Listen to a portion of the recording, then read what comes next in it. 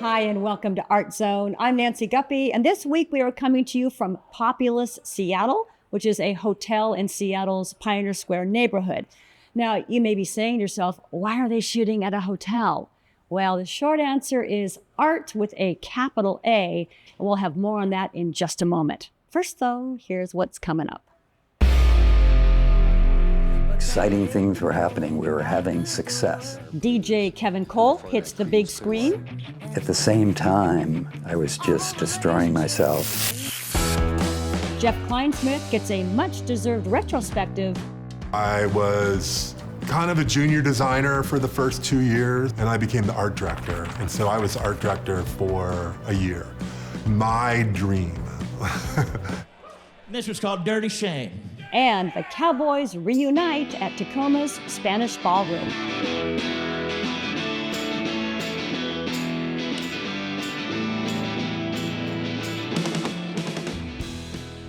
All right, the reason we are at Populus Seattle is that this place is chock full of beautiful large-scale paintings by mostly local artists. It's a cool program the hotel has set up, very beneficial to artists, and here to talk about how it came about is the curator of the collection, Dominic Neary. Today we're at Populus Seattle here in Pioneer Square. The building is a 1905 historic warehouse that has been adapted to a 120-room hotel. It also is serving as a gallery, and so immediately as you enter the hotel, you're greeted with these 5 large canvases above you.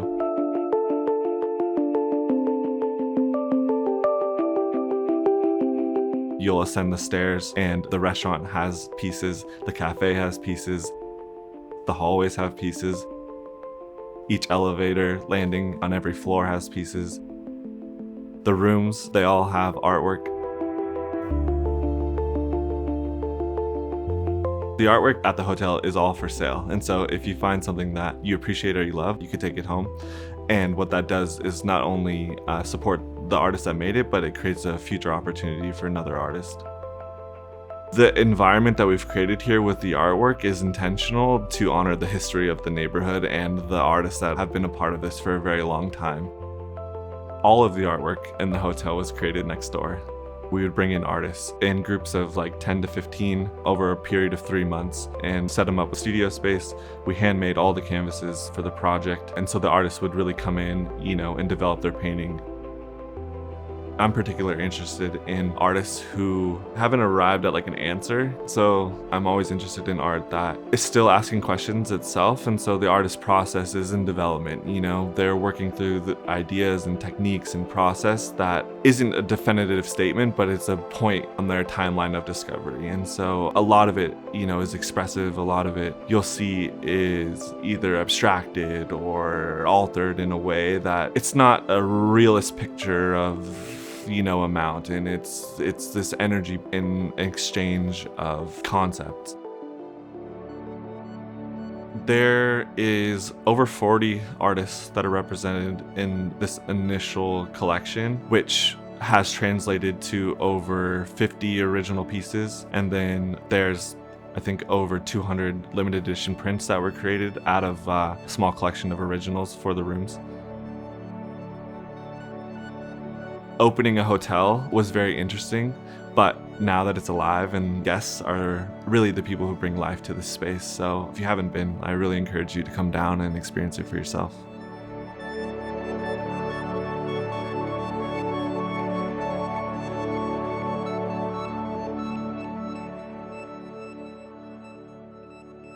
The Populus Seattle lobby, restaurant, and bar are open to the public daily, and self-guided art tours are available on request. For more information, including hours and location, go to populusseattle.com.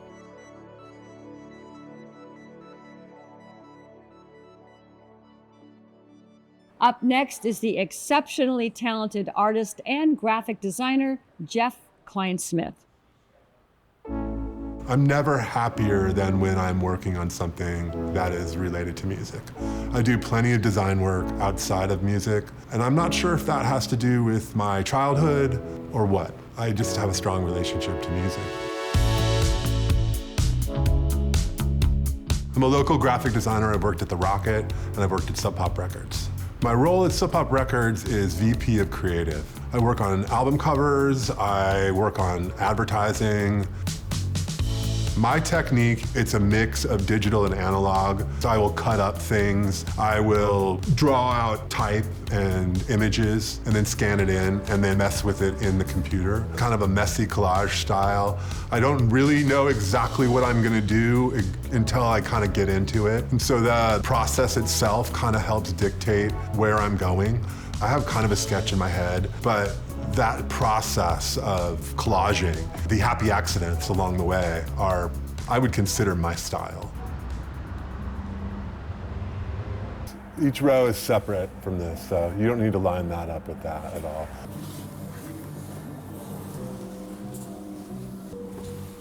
Do this Sonic Guild poster next. Maybe a little closer, but yeah, there you go, perfect. I tend to be more inspired by what's around me. There was a period of time when I was first making posters that anything that I sort of saw on the ground, I'd pick up, Xerox, really big. A Band-Aid was really compelling to me. It was a bloody Band-Aid that I turned into an Afghan Wigs poster.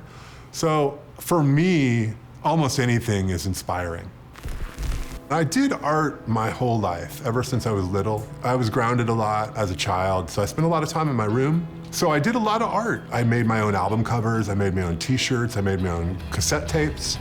I started designing posters in 1986 for my first band, The Funeral Party.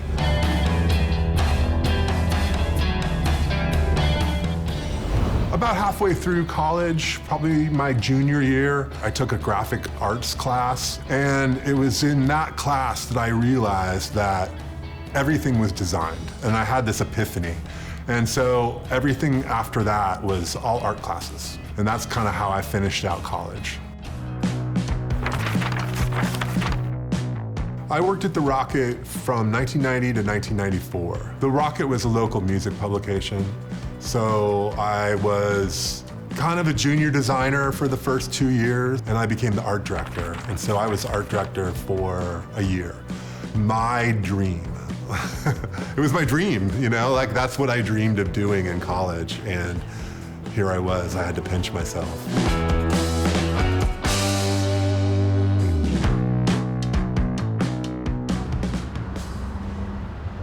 We're at the Sub Pop waterfront space that we are currently trying to open right now.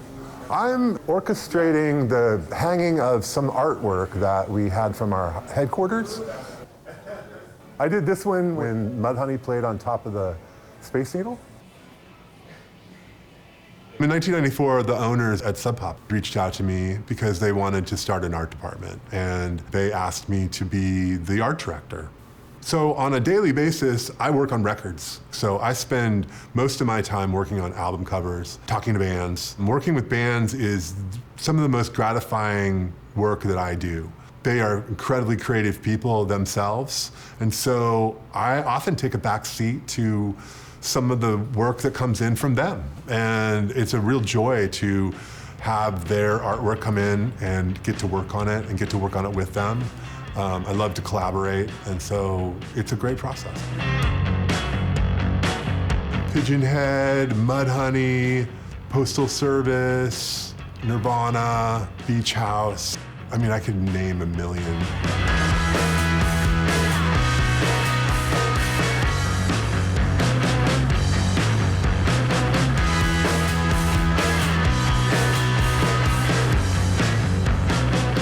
I've got an upcoming exhibit at Sparkle Barn. It's a gallery in Ballard. There's going to be a lot of new posters that I've done in the last few years. For the most part, it's just going to be a retrospective of everything that I've done since I started doing graphic design. Come by and see some things you've seen a million times, you know? I'll have film posters, I'll have rock posters, I'll have album covers, I'll have CD covers, I'll have ephemera. Yeah. You would be amenable to that? Yeah. Just junk I had in my storage unit and threw it out. When people see my work, I want them to experience somebody who's experimenting with graphic design in a way that maybe some other people aren't. I want them to feel inspired, but mostly I just want people to have a really good time. The best advice for young people is just go do what you want to do. Like, that's what I did, is I just started making posters. Just stick with it. Do the thing that you want to do, and it will happen.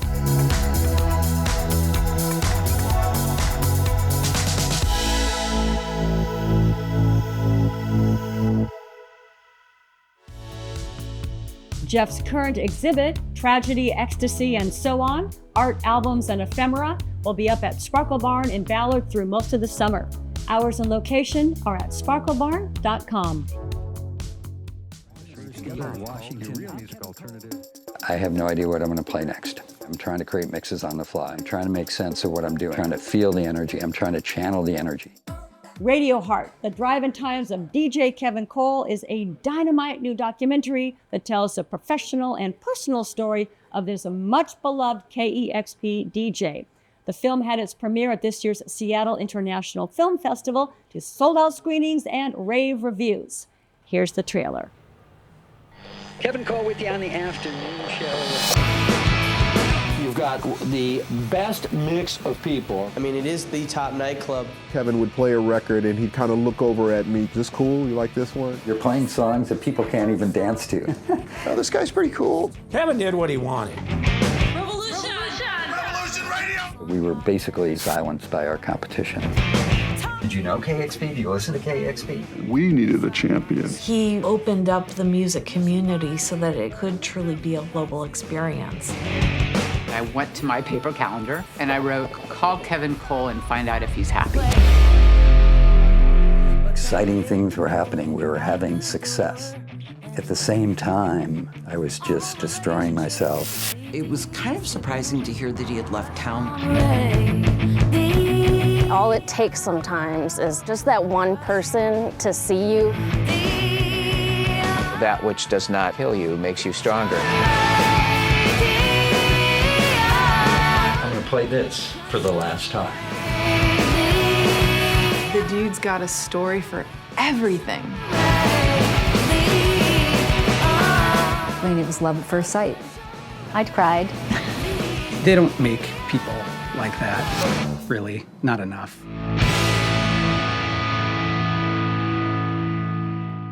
Check, hey, 1, 2, 1, 2, 1, 2, 1, 2. Records are falling over. Radio Heart will be playing in film festivals throughout the country all summer long. The complete screening schedule is at radioheartfilm.com.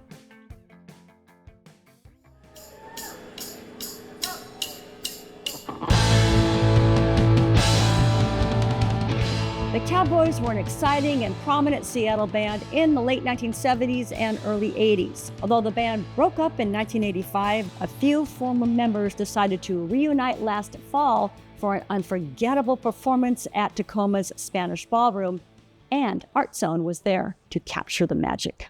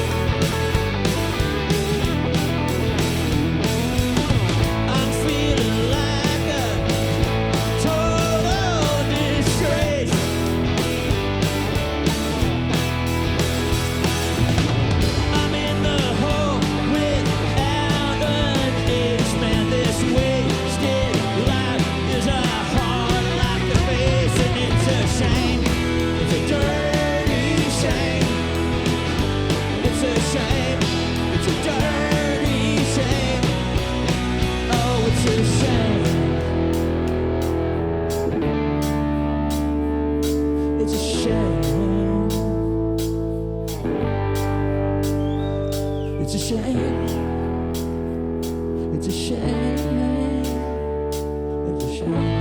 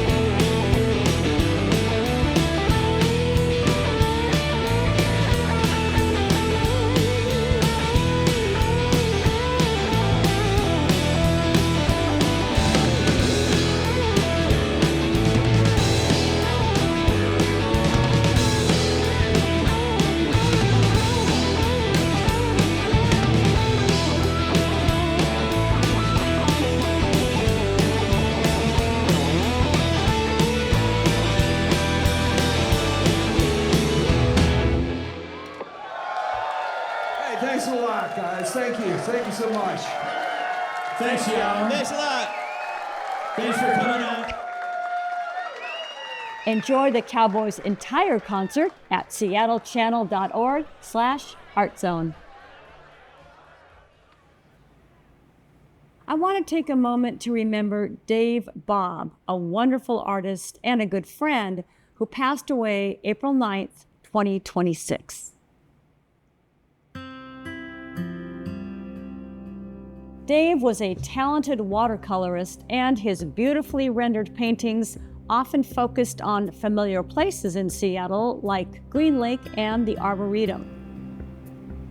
Dave had great reverence for nature, for people, for animals, and his paintings clearly reflect this deep appreciation for life in all of its forms. Dave also had a strong faith, and after he died, his good friend Kevin Cole wrote these wonderful words. The writer C.S. Lewis talks about this amazing thing that happens when we grow closer to God, that we actually become more and more our true selves. This miraculous dynamic that the closer we come to divine love, the more we become what we were created to be, the more we discover our unique selves. This paragraph captures Dave's very essence. He was his true self, and he knew in his bones who he was. Dave Baab, loved by so many, will be missed always.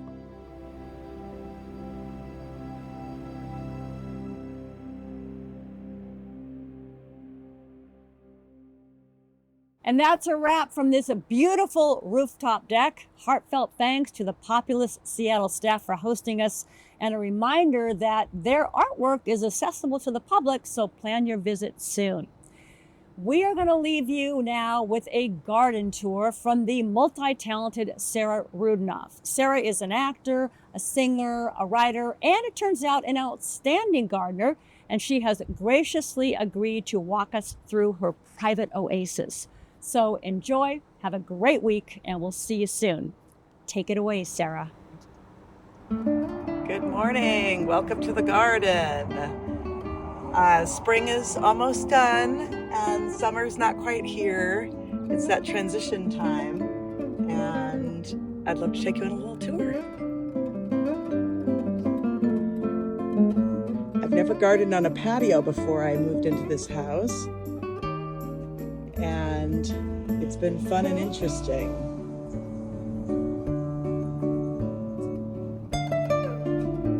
Yellow peonies, the mock orange. The tulips are almost done. This beautiful California lilac is in bloom. You see these in a lot of Seattle parks. And the Japanese maple, of course. This is a very indulgent plant, the peony tree. It blooms for about 2 weeks. She's coming up, but I love when they die. You get these kind of limey, yellowy green. Irises are out.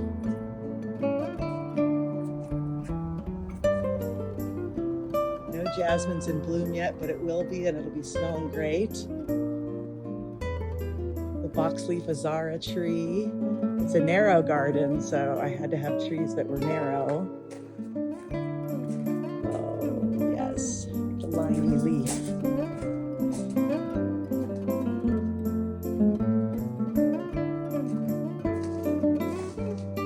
And we'll end at the hostens.